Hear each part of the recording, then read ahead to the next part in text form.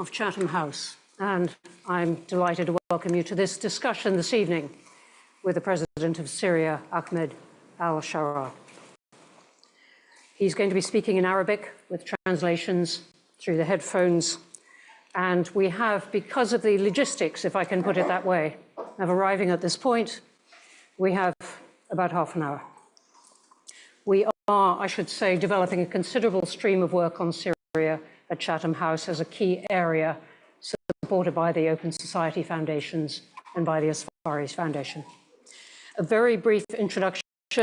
The President was born in Saudi Arabia to a Syrian family, grew up in Damascus. He became de facto leader of Syria's transition following the overthrow of the previous regime in December 2024. He has served as President of Syria since his formal appointment in late January 2025. Before that, he was for many years the leader of Hayat Tahrir al-Sham, an Islamist armed group that played a leading role in fighting and deposing the Assad regime. Its origins were linked to al-Qaeda, and he had years earlier joined al-Qaeda in Iraq. In September, Germany. Welcome to Chatham House. Thank you for your time. Let me ask you whether you've had a successful meeting in the UK and whether the UK will be opening its embassy in Damascus soon.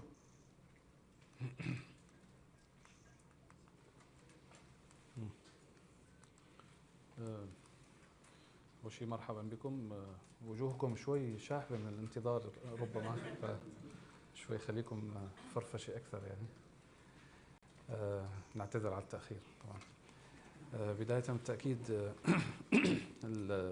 احنا بعد وصولنا إلى دمشق ببضعة أيام كان استقبلنا أول وفد أتى من المملكة المتحدة، وكان وفد تمهيدي إن صح التعبير، ثم بعد ذلك زارنا وزير الخارجية أيضا بعدها ببضعة أشهر وتفاهمنا تناقشنا في وقت على days. We received a delegation from the UK. It was an introductory delegation, as it were. Then we were visited by the Foreign Secretary after a few months. We discussed the situation in Syria, the past and the future, and then we implemented the procedures directly as we have done with many of the countries. Britain has contributed to supporting Syria to lift the sanctions, and of course the relationship continues. The different meetings that we have conducted in the UK will enhance trust, and we will be full ready on the diplomatic level, on the embassy level, and others. You said at the Doha Forum in December, just a few months ago, that you would stick to your commitment of having elections within 5 years of your taking power, which you did in December 2024. So less than 4 years from now. Are you still on track for that?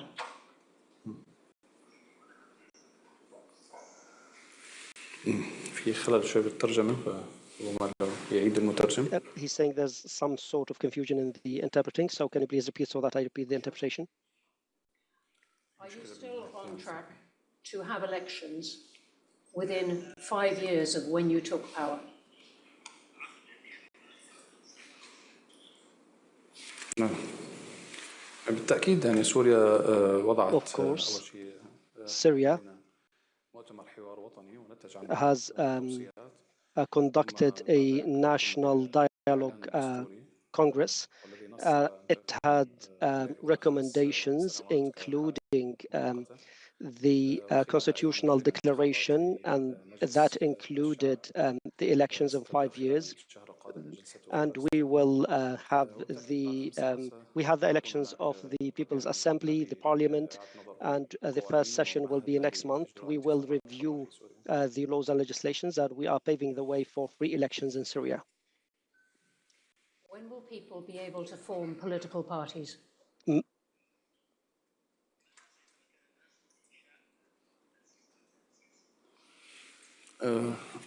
بما انه الدستور ابطل العمل فيه as بعد اعلان the دستوري constitution is not applicable after the constitutional declaration.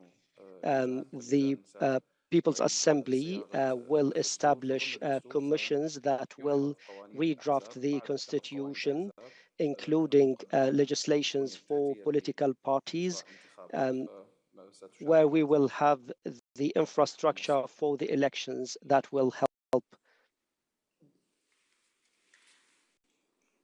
You're often asked about what reassurance you can give that the government will not bring Islamist social norms to the whole country.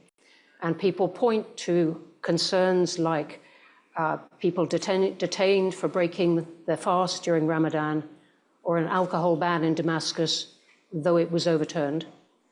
What measures are you putting in place to make sure that administration is not used to restrict people's personal freedoms?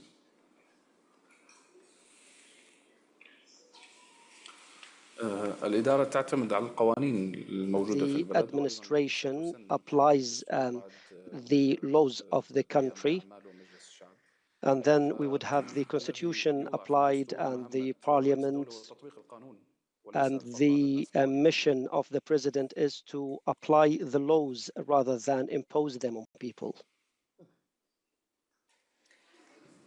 Let me ask you about your mission to unite Syria. The US has recently backed you in the movement of your armed forces against the Kurdish forces in the northeast. Sorry, can you repeat?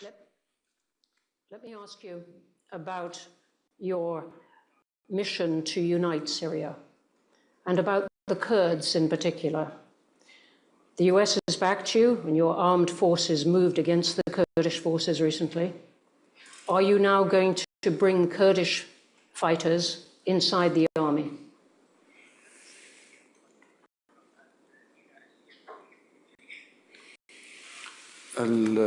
سوريا منذ وصولنا إلى دمشق. Syria, as at our arrival in Damascus, agreed that the state will only have, the only party that will have weapons will be the state, and it will not be militias and arms groups and de facto authorities with weapons implementing their own laws. This will not be a country where people can live.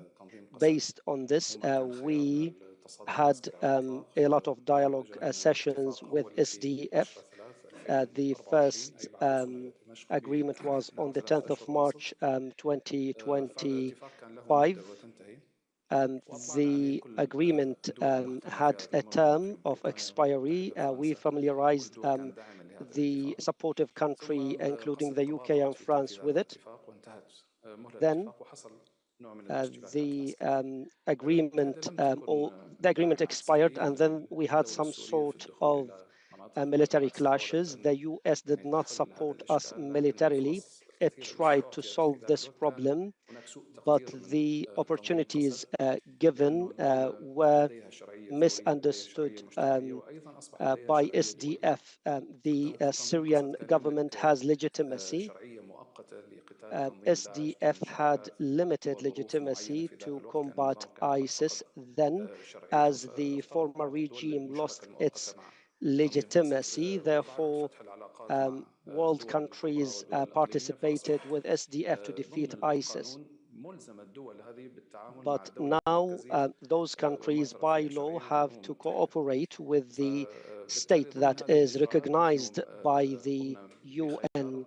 Based on these procedures,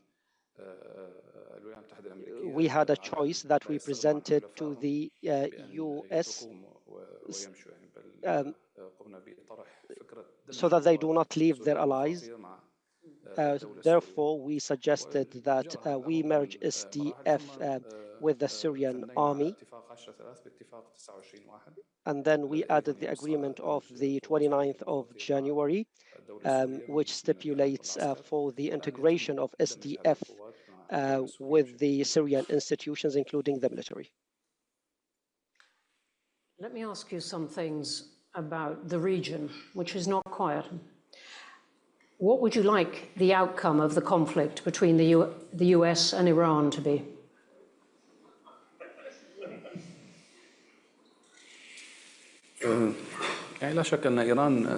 No doubt that Iran's interventions in Syria for the past 40 years helped the former regime to displace Syrians.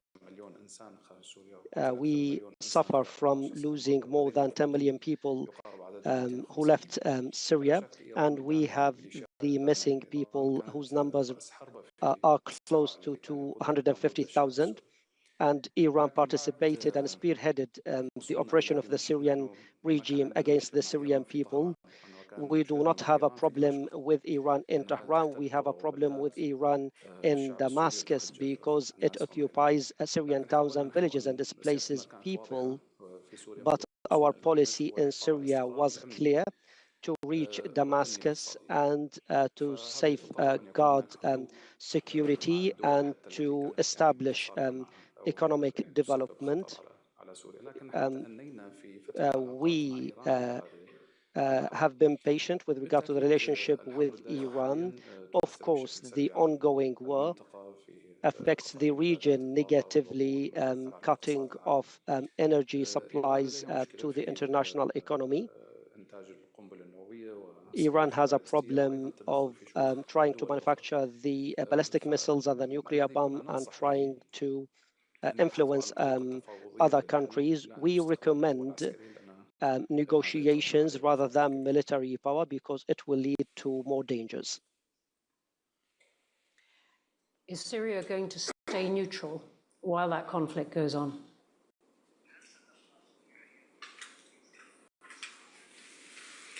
بالتأكيد ما لم تتعرض سوريا إلى استهدافات مباشرة من أي جهة unless Syria is targeted by any party, Syria will remain outside any conflict. We had enough war. We paid a large bill. We are not ready for another war experience. Those who have been in war know the value of peace. We are trying to support the Syrian economy, work on reconstruction, receive the refugees who were displaced from Syria, and then transform Syria into an economic location, utilizing its strategic geopolitical location in the region. We want Syria to have ideal relationships with the entire region, with Lebanon, Iraq, Turkey, Saudi Arabia, and world powers like the UK, France, Germany, and the US. I think that Syria is qualified to start a strategic relationship network. No one is ready to be involved in war, and we will not be in it unless we are subject to aggression and we have no diplomatic solution. There's one country in the region you didn't mention, and that is Israel. There were a lot of reports last summer that you were having direct talks with them. What would it take for you to normalize relations with Israel?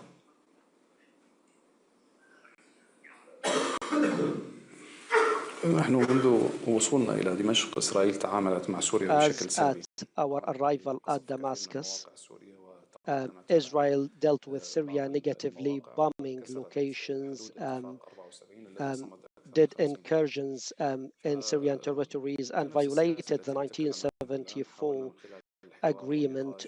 We applied the same policy we're talking about. We tried dialogue with indirect negotiations and then direct negotiations. We reached good points, but then the Israelis changed their opinion last minute. Have you helped stop Iranian weapons getting to Hezbollah in Lebanon?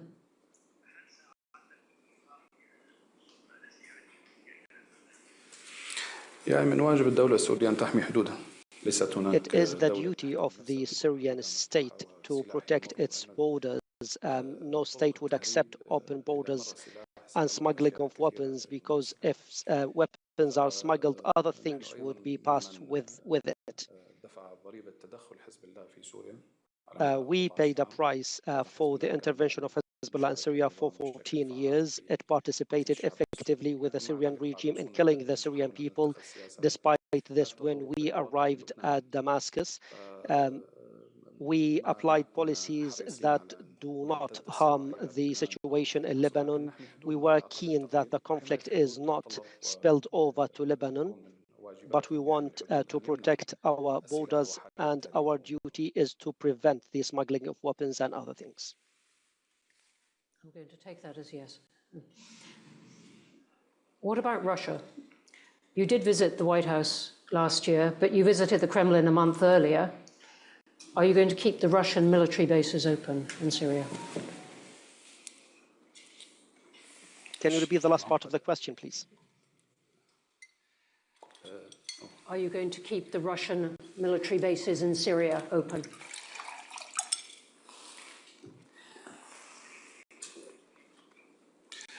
First of all, this is an indication that the Syrian diplomacy is active. We go to the White House and then later we go to the Kremlin. It is very difficult for any country in the world to have full balance between conflicting parties. Russia as well was involved in the war against the Syrian people. There are historical relations and other links between Russia and Syria in the past. We tried to de-escalate with the Russians. Amongst tens of bases, only two remained, and we are trying to make them bases for training the Syrian army. Let me ask you finally two more personal things. I believe you have two daughters. Would you like to see at some point a woman become president of Syria?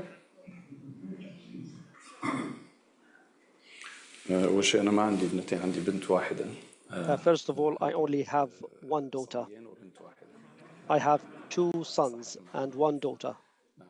Two, correct. I think anyone who would be involved in public affairs realizes it is a big responsibility. I do not wish this on my children.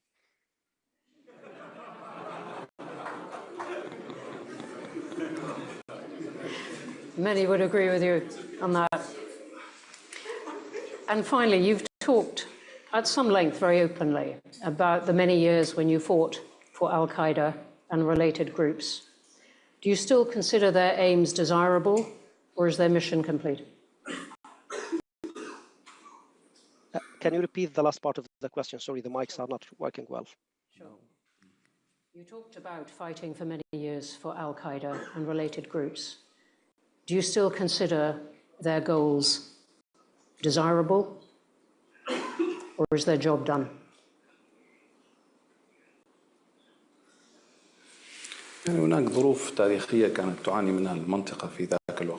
There were historical circumstances that the region suffered from then. It was subject to a lot of wars that didn't have any explanation for the youth. The difficulties led people to different circumstances. I did not agree with al-Qaeda policies. If I did, I would have continued with them. So I was keen for this not to go back to Syria. So we are working so that Syria is not subject to what Iraq was subject to. If I was persuaded with their policies, I would have continued with them. I do not think that they serve people or their interests. Therefore, I moved into a different policy. I created it and I I paid the cost for it. And I think that this choice was a good choice. that led to the ousting of this criminal regime that perpetrated crimes against the Syrian people. Therefore, we lifted the injustice on the Syrian people. Thank you very much for that. Let's go to some questions. We've got a lot over here. Front left. Yes. But you need to wait for a microphone.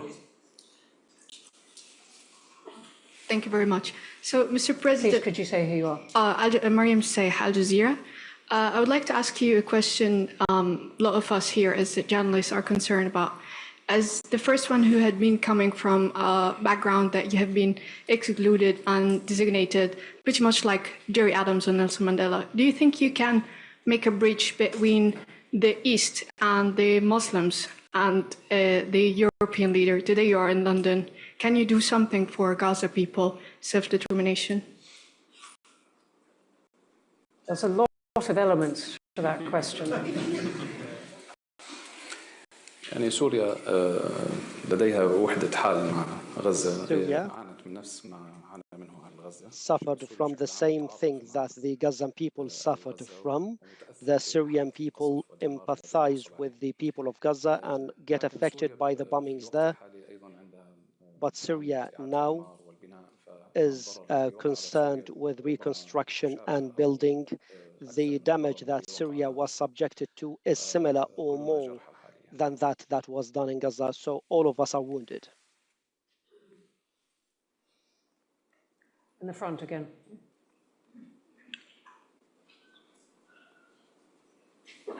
Thank you. I am Aysu from Turkish news agency Anadolu. Mr. President, Israel's expansionist moves continue across the region, with recent strikes already hitting... Can you speak clearly, please? The mics are not working well. Can you please? Are you concerned that Syria could be a direct target after Iran? Also, have you had any contact with the Iranian sides since the beginning of the war? Thank you. Okay, the question is, could Syria be a direct target of Iran? And has Syria had direct contact with Iran since this started?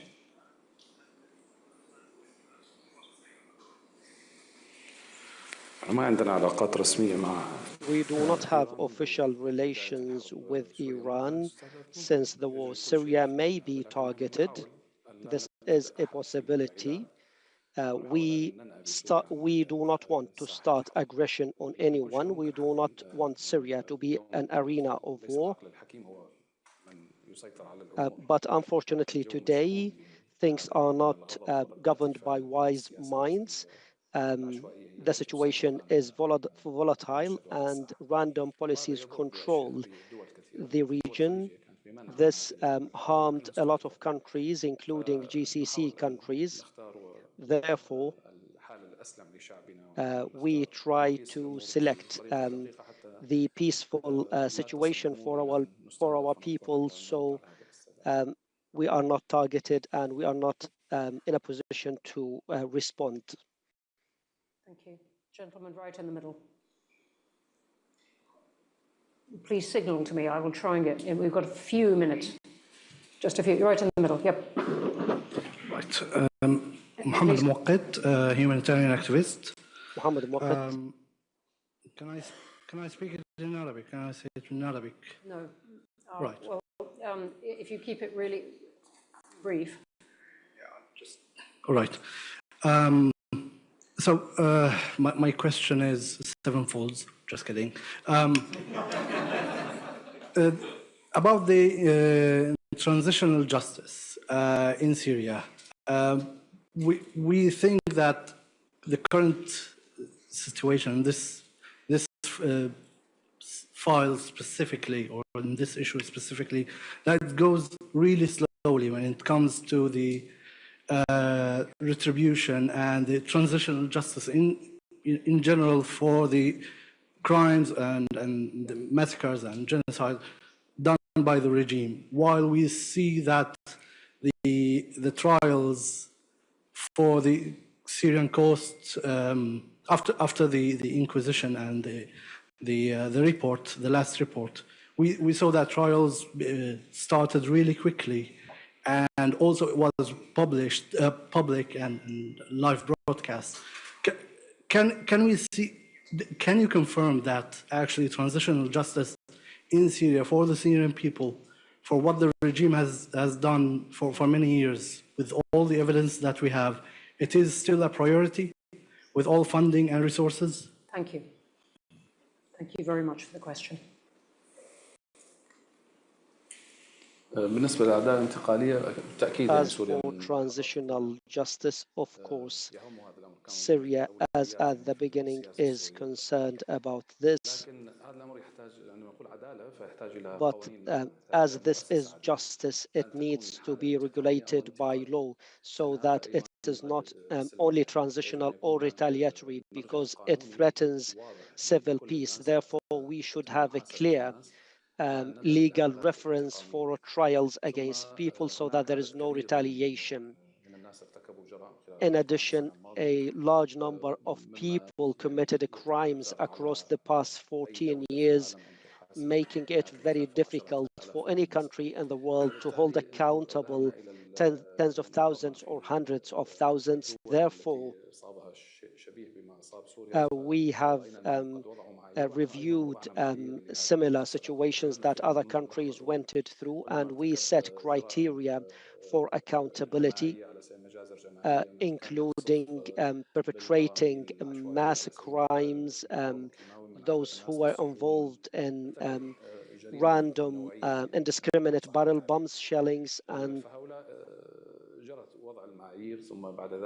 so we set the criteria. Then we had statistics, or we counted the wanted, so that things are not left loose. We needed to have a list of names and the accusations. Many of those who committed those kinds of crimes left the country. Some trials were broadcast. Syria was isolated from the world in the past period, and we were not able to ask countries to hand over those criminals. So we cannot do this until we have official relationships and we have diplomatic relationships and embassies. Syria was also out of the Interpol system. Therefore, we needed to be included in the legal systems in order to be asking for those criminals to be handed over back to us. All of this is needed. So we need an infrastructure for the transitional justice. It is a route that takes time. In addition, we should not remain tense, as it were, using headlines that would spread fear amongst communities where members would think they are wanted. We are those who were subject to this injustice. We lost our loved ones. I'm not saying this while I was comfortable. I was under the hammer, as it were. Therefore, I feel the pain of the people who suffered from those crimes. But if you have been served injustice, you are not allowed to serve injustice to others, including those who perpetrated it. There are a lot of hands up, and I have a firm promise to the President's people that we're going to stop about now. Let me just say, a lot of questions online from Syrians, some of them saying I'm young Syrians, living outside Syria, saying, what can I do to help? So let me ask you, finally, you said yesterday in Germany that you're going to try and get 80% of the Syrians who moved to Germany, 800,000 people, to go home in 3 years. How are you going to do this? الحقيقة تصريح شوي يعني فيه مبالغة نوعا ما. This statement is somewhat exaggerated. I did not say this. It was said by others, by the Chancellor. He said that. The return of the refugees is directly linked to the reconstruction of Syria. European countries received the refugees, and we thank them for this.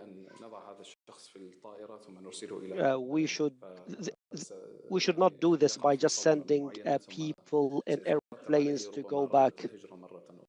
They may want to leave again. This process must be managed well. The generosity of those countries must not be treated negatively. Refugees have a right to return voluntarily and with dignity. We have passed a lot of stages in this, starting with the ousting or the toppling of the Syrian regime, which opened the door for the Syrian refugees to return. Last year, we have received more than 1.3 million to Syria. Some returned voluntarily to their destroyed villages and towns. Second, the spirit of belonging came back to the Syrian people. We have to rebuild the country, create jobs for people. The situation with which the Syrian people left to the destination countries have changed because those people started new lives. They have started families, they have children, they have commitments. So it's not easy for them to start their life from zero, and this needs to be managed logically. Therefore, we want to solve this through reconstruction and investment and inviting big businesses and companies to Syria. We want to attract big businesses from all the places that we visit to come and work in Syria. We had business discussions with the German companies, and we invited them, and we told them that we look at the Syrian refugees in Germany as an opportunity for Syria, because they have learned the way of work of the Western companies, and when those companies invest in Syria and start business in Syria, they would have a priority of employing those people. If we have those right circumstances, I would guarantee then that 80% of the people would return to their country, to Syria. Thank you for that. And on that, I'm afraid we are going to have to stop. There's a forest of hands up. Thank you for those questions. Thank you enormously for your patience. Thank you to the President's team. And thank you to everyone, including outside, who made the security possible. It has not been the easiest of logistics, but we're very glad that everyone stayed with us. Thank you, Mr. President. Thank you.